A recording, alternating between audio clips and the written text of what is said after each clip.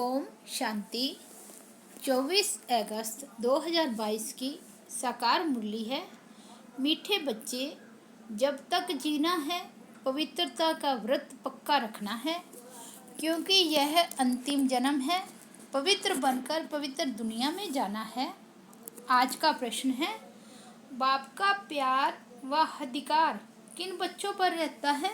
उत्तर है, जो अच्छी रीति पढ़ते और पढ़ाते हैं, सबूत देते हैं, उन पर बाप का सबसे अधिक प्यार रहता है। जो अच्छी रीति पढ़ने वाले हैं वही माला में पिरोएंगे।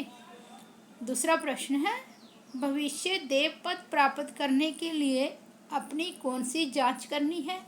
उत्तर है, जांच करो दैवी गुण धारण करने में कौन कौन से विघ्न आते हैं। उन विघ्नों को युक्ति से उड़ाना है। अपने को देखना है, हम पावन कहाँ तक बने हैं।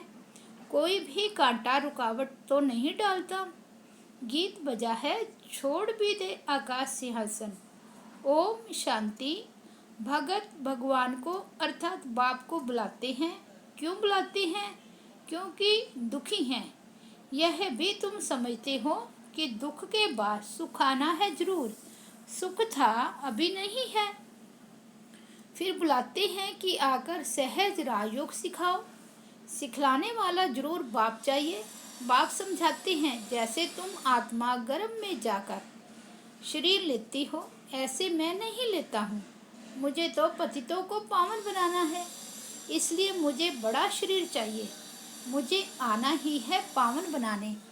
माया रावण ने तुमको पतित बनाया है, इसलिए अब यह 5 विकार दान में दे दो तो ग्रहण छूट जाए। पहला मुख्य है देह अभिमान। अपने को अब देही अभिमानी समझो। मैं इस देह में रहने वाली आत्माओं से बात करता हूँ, उन्हों को ज्ञान देता हूँ। 5000 वर्ष पहले भी ये ज्ञान सुनाया था, राजयोग सिखलाया था, कल्प कल्प सिखलाता हूँ। आने से ही हमारा पतितों को पावन बनाने का धंधा ठहरा। बाप का पार्ट है आकर बच्चों को पावन बनाना। तुम जानते हो, हम सो देवता पावन थे, फिर पावन बनना है, दैवी गुण धारण करने हैं। भविष्य में तुम सूर्यवंशी, चंद्रवंशी, प्रिंस प्रिंसेस बनने वाले हो। यह नॉलेज है ही भविष्य प्रिंस प्रिंसेस बनने की। तो जब दैवी गुण धारण करेंगे तब प्रिंस प्रिंसेस बनेंगे। अपने को देखना है, मैं धारणा करता हूँ क्या क्या विघ्न आते हैं। युक्ति से उन विघ्नों को उड़ाना है। बाप की याद से ही कर्मातीत अवस्था को पाना है। कांटा जो आवे उनको हटाते आगे आगे जाना है। देह अभिमान छोड़ देही अभिमानी बन बाप को याद करना है। जितना याद करेंगे उतना रास्ता साफ होता जाएगा। ग्रस्त वाल में रहते कमल फूल समान बनना है। विकार में कभी नहीं जाना है। मूल बात है ही विकार की। विकार में जाना बंद करना है। भल कितने भी विघ्न आए, परंतु पवित्र जरूर बनना है। जास्ती विघ्न स्त्रियों पर आते हैं, वह चाहती हैं हम पवित्र रहें।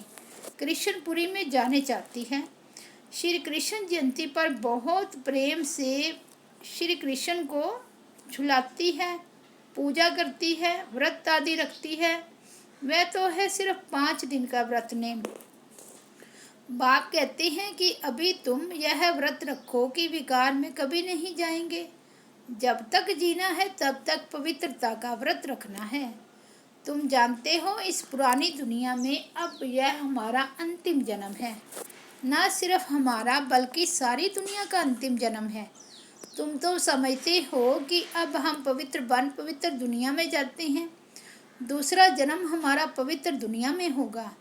वह हठ योगी सन्यासी कोई इस विचार से पवित्र नहीं बनते हैं कि यह हमारा अंतिम जन्म है। यहाँ तो मेहनत है, साथ में रहते हुए भी कभी विकार में नहीं जाना है। दोनों को व्रत लेना है। अबलाओं पर बहुत कितने अत्याचार होते हैं, वही पुकारती हैं। पुरुष कभी पुकारते नहीं है कि प्रभु लाज रखना, नग्न होने से बचाओ। यह माताओं की पुकार है। माताएं बाप को पुकारती है, हे बाबा मुझे नग्न होने से बचाओ। ये वही गीता भागवत वाली बातें हैं, सिर्फ नाम भूल से श्री कृष्ण का लगा दिया है। श्री कृष्ण तो पतित पावन है नहीं, पतित पावन तो एक ही बाप है। तुम समझते हो कि पवित्र बनने के लिए मारे भी खानी पड़ती है। कल पहले भी ऐसे हुआ था, अब फिर से हो रहा है। एक द्रौपदी नहीं, तुम कितनी द्रौपदियाँ हो। अनेक पतितों को पावन बनाना है। तुम माताएं निमित्त बनी हो पवित्र बनकर पवित्र बनाने। तुमको तो और ही जास्ती पढ़ाई पर ध्यान देना है, अपनी हमजिन्स को उठाना है। सन्यासियों का है निर्वृत्ति मार्ग, यह है प्रवृत्ति मार्ग। गृहस्थवार में रह पवित्र बनना है, पढ़ना है और पढ़ाना है, जिससे ऊंच पद हो जाए। पढ़ाई है बहुत सहज, समझाना है भारत जो हीरे जैसा था, लक्ष्मी नारायण का राज्य था, अभी इतना गिरा क्यों है। हम आपको बेहद की हिस्ट्री ज्योग्राफी बतावें, फिर स्वर्ग कैसे होगा। मनुष्यों के तो ख्यालात में भी नहीं है, ख्याल में भी नहीं है। यह किसको पता नहीं कि लक्ष्मी नारायण जो पूज्य थे वही पुजारी बने हैं। आपे ही पूज्य, यह परमात्मा के लिए नहीं है। ये किसको पता नहीं है कि जो पूज्य थे वही पुजारी तमो प्रधान बने हैं। पूज्य थे जरूर पुनर्जन्म लिया होगा।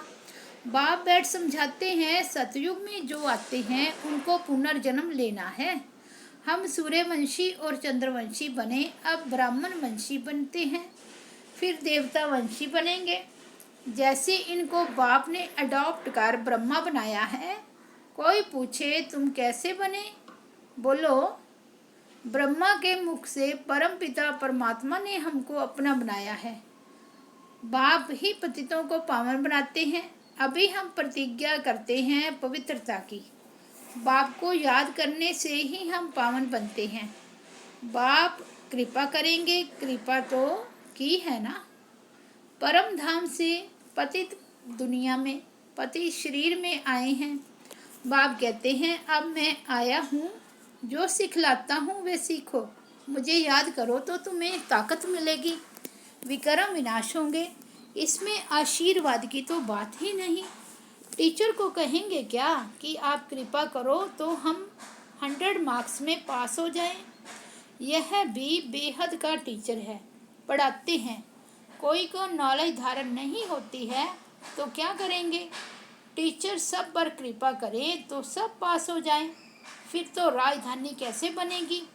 तुम बच्चों को तो पुरुषार्थ करना है, फॉलो करो माँ बाप को, बाप को याद करो, और कोई उपाय है नहीं। नहीं तो बाप को पुकारते क्यों हो। साधु संत आदि सब कहते हैं हमको दुखों से आकर छुड़ाओ, भारी संकट आने हैं। जब विनाश शुरू हो जाएगा फिर समझेंगे जरूर कहीं भगवान गुप्त वेश में है। श्री कृष्ण अगर होता तो सारी दुनिया में ढिंढोरा पिट जाता। श्री कृष्ण तो आ न सके, यह तो बाप को आना पड़ता है। अंत तक बाप को ज्ञान सुनाना है, आते ही गुप्त रूप में है। श्री कृष्ण तो हो न सके, निराकार बाप सभी का एक है। वे आए हैं पतितों को पावन बनाकर वर्षा देने। तुम्हारा भी फर्ज है सबको बतलाना, पूछना है परम पिता परमात्मा से तुम्हारा क्या संबंध है। बाप को कितने ढेर बच्चे हैं, पर परम पिता परमात्मा का डायरेक्शन है कि एक तो मुझे याद करो और अच्छी रीति पढ़ो। बाबा को अच्छी रीति याद कर ऊंच वर्षा पाना है। बेहद की हिस्ट्री ज्योग्राफी तुमको समझाते रहते हैं, चित्रों पर भी तुम समझा सकते हो। भारत सतयुग में सिरताज था, सूर्यवंशी देवी देवताएं राज्य करते थे, फिर चंद्रवंशी राज्य हुआ, कला गिरती गई। यह भी तो देखना पड़े ना। पढ़ेंगे अच्छी तरह तो सीखेंगे भी, पढ़ेंगे नहीं तो नापास हो जाएंगे। सावधानी कौन दे, आजकल माया असावधान करने वाली बहुत है। यहाँ झूठ छिप नहीं सकता। कोई भी कर्म करेंगे तो वह जमा होता जाएगा। पाप अथवा पुण्य जमा तो जरूर होता है, उस अनुसार ही दूसरा जन्म मिलता है। कोई भी पाप करेंगे तो जन्म भी ऐसे ही मिलेगा। इसलिए बाप कहते हैं कोई पाप करते हो तो झट बतलाओ। ऐसे नहीं कि ईश्वर तो सब जानते हैं, बाप को बतलाना पड़े। इस जन्म में जो पाप कर्म किए हैं वह आत्मा जानती है। सब कुछ याद रहता है कि हमने क्या क्या काम किए हैं। बाप दादा को बतलाओ कि हमने क्या क्या किया। मुख्य बात है विकार की। चोरी करना, ठगी करना, वह तो छोटी छोटी बातें हैं। मुख्य है विकार की बात।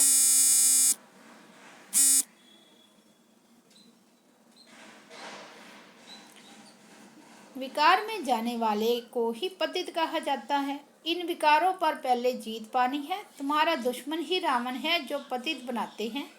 आप पावन बनने के लिए बाप को याद करो। बाप का बनकर और फिर विकार में गिरे तो चोट बहुत लगेगी। पहले तो देह अभिमान छोड़ना है, फिर काम महाशत्रु है, सारी युद्ध है इस पर। तो ये सब बातें समझकर फिर औरों को समझानी है। बाबा पूछेंगे, तुमने कितनों को सच्ची गीता व सत्यनारायण की कथा, अमर कथा सुनाई? पाप आत्माएं तो ढेर की ढेर हैं। तो यह भी पोता मेल बताओ, तब समझे तुम ब्राह्मण बने हो। कितनों को आप समान बनाया है। यह है सहज राजयोग की बातें। बाप का परिचय देना है। दुनिया में यह तो कोई नहीं जानते हैं। बाप के पास बहुतों के सर्टिफिकेट भी आते हैं, लिखते हैं फलाने ने ऐसा समझाया। वही गुरु निमित्त बना स्वर्ग का मालिक बनाने। बी के सबूत देते हैं, परंतु जो बनते हैं वह किसको समझाते हैं, किसको ले आते हैं? ले तो आना है ना। जिनको निश्चय होगा फट से कहेंगे पहले बाप की गोद तो ले लें। क्रिश्चियन में बच्चा पैदा होता है तो क्रिश्चनाइज कराते हैं। हम भी तो ईश्वर की गोद का बच्चा बने। सदगुरु की गोद तो ले। गोद ली, बाप से मिले तो यह हमारा वर्षा हो गया। ऐसे मस्त कोई मुश्किल निकलते हैं। समझना तो है ना, समझाना तो है ना। आगे चल अच्छी रीति समझेंगे, तुम्हारे में यह ताकत बढ़ेगी। फिर बाप से मिलने बगैर ठहर नहीं सकेंगे, एकदम भागेंगे। यह माँ बाप भी है, टीचर भी है, फिर गुरु भी है।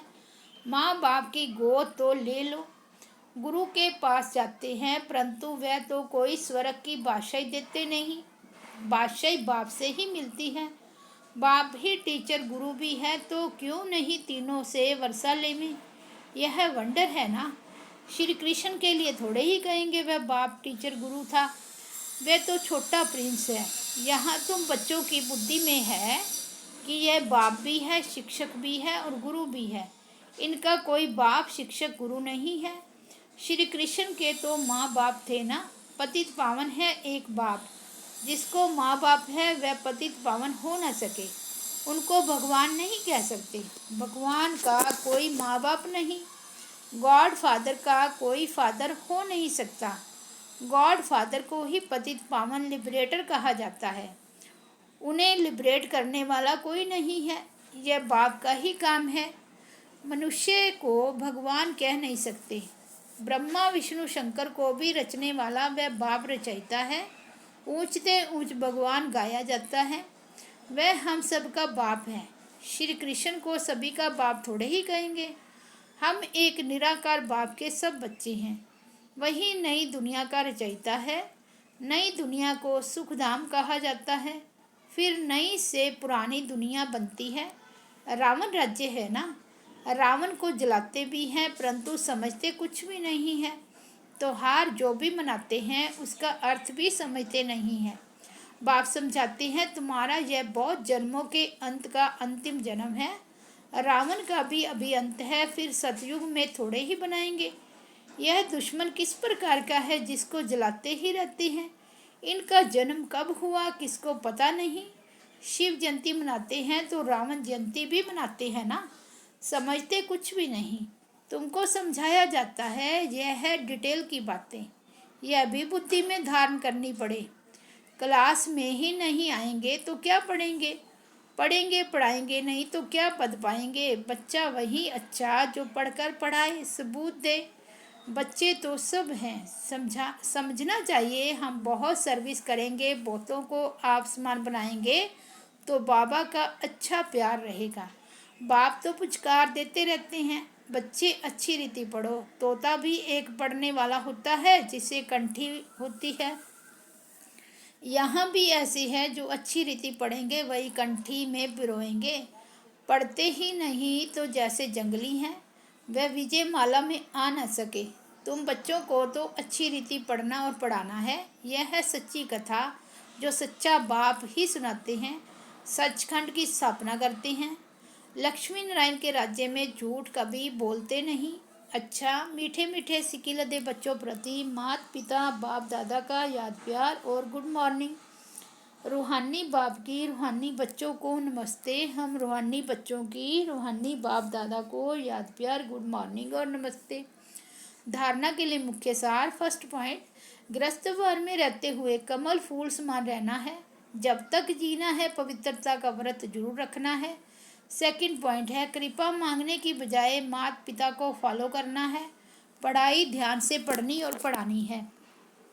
वरदान है, कर्म और योग के बैलेंस द्वारा सर्व की ब्लेसिंग प्राप्त करने वाले सहज सफलता मूर्त भाव। कर्म में योग और योग में कर्म, ऐसा कर्मयोगी अर्थात श्रेष्ठ स्मृति, श्रेष्ठ स्थिति और श्रेष्ठ वायुमंडल बनाने वाला सर्व की दुआओं का अधिकारी बन जाता है।